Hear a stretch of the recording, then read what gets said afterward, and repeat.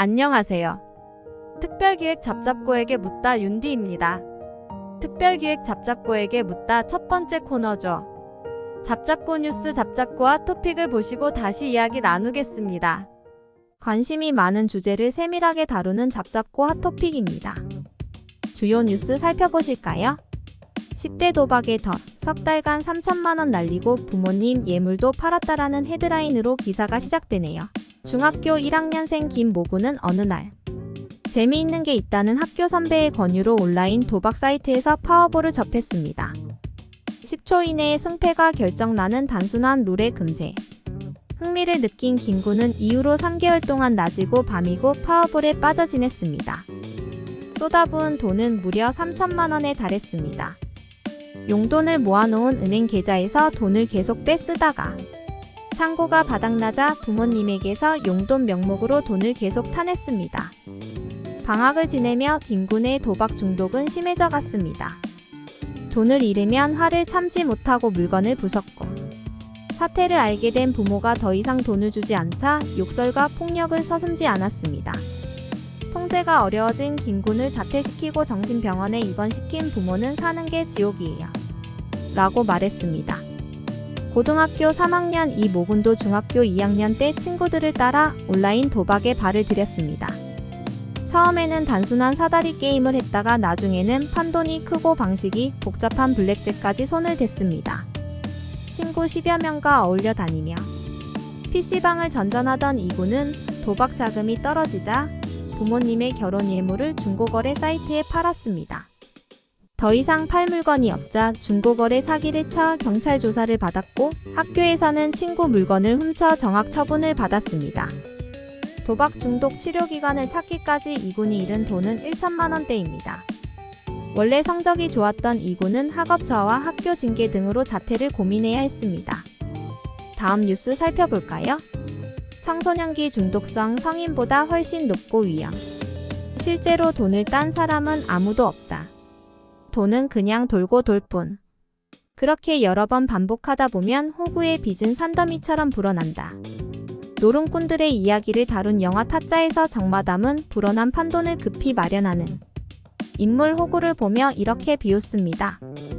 최근 청소년 사이 들불처럼 번진 사이버 도박 역시 이 같은 고전적인 도박의 구조를 그대로 답습한다고 전문가들은 말합니다. 돈을 잃을 수밖에 없게 설계된 사이버 도박의 굴레에 빠진 성장기 청소년은 성인이 되어서도 벗어나지 못하고 이로 인한 사회적 폐해는 심각하다는 지적입니다. 전문가들은 신체 정신적으로 성장하는 청소년기에 도박을 접하면 그 중독성이 성인과 비교해 훨씬 높다고 우려합니다. 관련 연구에 따르면 도박에 빠진 학생들은 도박하지 않을 때 무기력증과 충동성, 허탈함을 느낀다고 합니다. 우울감이 높고 분노 조절 능력은 떨어져 가정과 학교에서 대인관계 갈등도 심해집니다. 한번 중독된 청소년이 제때 치료 상담 받지 못하고 성인이 되어서까지 도박을 끊지 못하는 경우도 많습니다. 경제력이 없는 학생들이 도박을 기화로 폭력성이 발현되거나 다른 범죄를 저지르는 2차 범죄도 문제입니다. 한 경찰은 도박 자금 마련을 위해서 청소년이 남의 물건이나 돈을 훔치거나 다른 학생의 돈을 뺏는 학교폭력, 사기 등 사건이 많이 접수되고 있다며 한 번 발을 잘못 디뎌 평생 범죄의 굴레에서 벗어나지 못하는 성인들의 전철을 그대로 밟고 있는 것이라고 했습니다. 이번 시간의 키워드는 도박 중독입니다. 이상 잡잡고 핫토픽이었습니다. 특별기획 잡잡고에게 묻다. 이번 시간에는 잡잡고 핫토픽에서 나온 기사와 밀접하게 연관된 도박 중독에 대하여 자세하게 알아보는 시간을 갖겠습니다. 도박 중독과 관련해서 양일등 박사님을 모셨습니다. 안녕하세요. 양일등입니다. 박사님, 놀이와 도박을 구분하기 어려운데 놀이와 도박이 다른 점은 무엇인가요? 많은 사람들이 도박을 하면서도 자신이 하고 있는 것이 도박인지 놀이인지 구분하는 것을 어려워합니다. 왜냐하면 도박은 놀이와 마찬가지로 재미와 즐거움, 짜릿함을 경험할 수 있는 활동이기 때문입니다. 하지만 놀이와는 분명 다른 점이 있습니다. 놀이는 일반적으로 경쟁이 존재하고 규칙에 따라 진행되며 기술, 힘 혹은 운에 따라 결과가 결정되는 놀이 혹은 스포츠 형태에 참여하는 것이며, 도박은 우연으로 결정되는 불확실한 결과나 사건에 예상치 못한 결과가 초래될 위험이 있어도 돈이나 금품 또는 가치 있는 것을 걸고 승부를 거는 행동입니다. 즉, 도박에는 경쟁을 포함하고 있으며 금전을 추구하고 결과가 언제나 불확실하다는 속성을 지니고 있습니다. 박사님, 도박의 종류가 많다던데 어떤 것들이 있을까요? 도박의 종류는 많습니다. 놀이기구를 사용하는 도박으로는 화투, 장기, 바둑, 주사위, 트럼프, 체스, 마작 등이 있으며, 기계를 사용하는 도박은 카지노, 경품, 오락, 각종 전자오락 등이 있습니다. 추천 방식의 도박은 복권, 로또가 있으며, 스포츠 경기 형태의 도박은 경마, 경륜, 경정, 체육진흥 투표권이 있습니다. 동물 경기 형태의 도박은 소싸움, 투견, 투개 등이 있으며, 인터넷 도박으로는 사행성 PC방, 인터넷 도박이 있습니다. 그러나 모든 도박을 마음대로 할 수는 없습니다.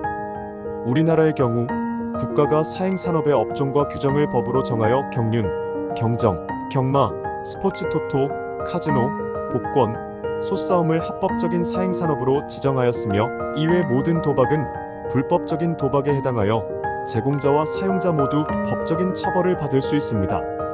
따라서 합법적인 테두리 안에서 개인이 책임을 질 수 있는 범위 내에서 안전하게 도박을 즐긴다면 재미있는 레저로 즐길 수 있습니다.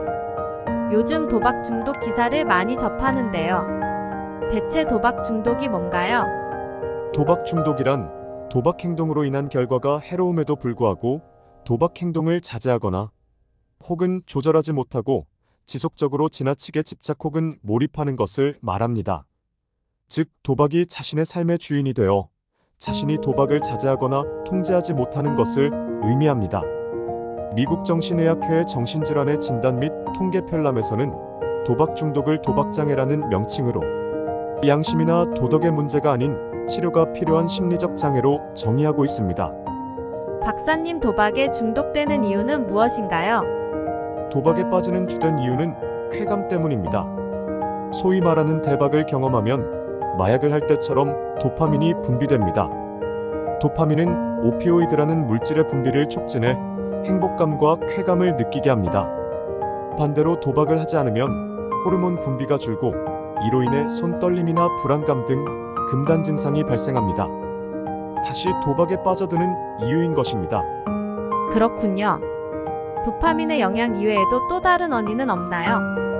도박 중독이 발생하는 원인을 자세하게 알려주세요. 도박 중독의 원인은 다양하며, 이러한 원인들은 개인의 생물학적, 심리학적, 사회문화적 배경에 근거합니다. 생물학적으로 도박 중독은 뇌의 특정 영역, 특히 보상 시스템과 관련된 부위의 활동 변화와 연관되어 있습니다. 뇌의 이런 영역은 도박 활동 시 발생하는 긍정적 감정을 강화하게 되며, 이로 인해 개인이 도박 행위를 계속하게 됩니다. 심리학적으로 도박을 통해 일시적으로 스트레스나 부정적 감정을 회피하려는 경향이 중독을 유발할 수 있습니다. 또한 과거의 성공적인 도박 경험으로 인한 과도한 자신감이나 잃어버린 돈을 되찾기 위한 다음번에는 반드시 이길 것이라는 생각이 도박 중독을 악화시킬 수 있습니다. 사회문화적으로 도박이 사회적으로 허용되는 문화나 환경에서는 도박 행위에 대한 접근성이 증가하게 됩니다. 친구나 가족의 도박 행위를 통해 도박이 일상의 일부로 자리 잡게 되면 도박 중독의 위험이 높아질 수 있습니다. 도박 중독의 원인이 다양하네요. 박사님, 여러 매체에서 도박 중독의 위험성을 강조하는데 도박 중독이 왜 위험한가요? 도박에 빠져들면 중단하는데 어려움이 있습니다. 장기간 도박을 하던 사람이 도박을 그만두게 되면 도파민 체계에 혼란이 오게 됩니다. 도파민은 가성, 집중, 즐거움과 관련된 뇌호르몬, 다른 말로는 신경전달 물질입니다. 도박을 하면 도파민 분비가 증가하는데 도박을 그만두면 도파민 결핍에 시달립니다. 금단 증상으로 우울감, 불쾌감, 집중력 저하 등과 같은 증상을 보이게 됩니다. 도박에 중독된 사람들은 일상에서의 이러한 불쾌감을 피하기 위해 도박을 그만둘 수가 없습니다. 도박 중독이 이렇게 위험한 것이었네요. 도박 중독도 진행 과정이 있다고 하는데 청취자분들께 자세하게 이야기해 주시죠. 도박 중독의 진행 과정은 4단계입니다. 도박 중독은 승리 단계, 손실 단계, 절망 단계, 포기 단계로 진행됩니다. 승리 단계에서는 소위 대박이라는 것을 경험하게 되고 도박에 대한 낙관적이고 긍정적인 이미지를 가지게 됩니다. 즉, 돈을 많이 딸 수 있겠구나, 내가 도박에 소질이 있구나라는 생각을 하게 됩니다. 그리고 더 강한 흥분을 얻기 위해 자주 그리고 위험한 곳에 베팅을 하게 됩니다. 손실 단계에서는 마음속에서 도박이 떠나지 않게 되고 더 많은 돈을 딸 수 있다는 기대로 인해 점점 더 많은 돈을 걸게 됩니다. 하지만 돈을 잃는 횟수가 점점 많아지면서 본전을 되찾기 위한 추격 매수의 양상을 보이게 되고 심각한 경제적 문제가 생기게 되어 무리한 대출이나 가족이나 지인에 대한 구제 요청을 하게 됩니다. 절망 단계에서는 가족이나 지인의 구제, 대출 등을 통해 위기를 해결하고 잠시 도박을 중단하지만 금단 증상 등으로 인해 다시 도박을 하게 되고 이전에 잃었던 돈과 시간, 삶을 되찾기 위해 더욱 위험하고 무분별한 도박을 하게 됩니다. 감당할 수 없는 과도한 빚과 이혼, 실직, 친구 등의 주변 사람들로부터의 소외 등을 경험하게 되고 심지어 범죄 등의 불법적인 행위를 하기도 합니다. 포기 단계에서는 스스로의 삶을 포기하고 도박에 저항할 수 있는 능력을 상실하여 맹목적인 도박을 계속하게 됩니다. 가족들이나 지인 등이 문제를 인식하고 치료를 요청하기도 하며 스스로 치료나 주변의 도움을 요청하기도 합니다.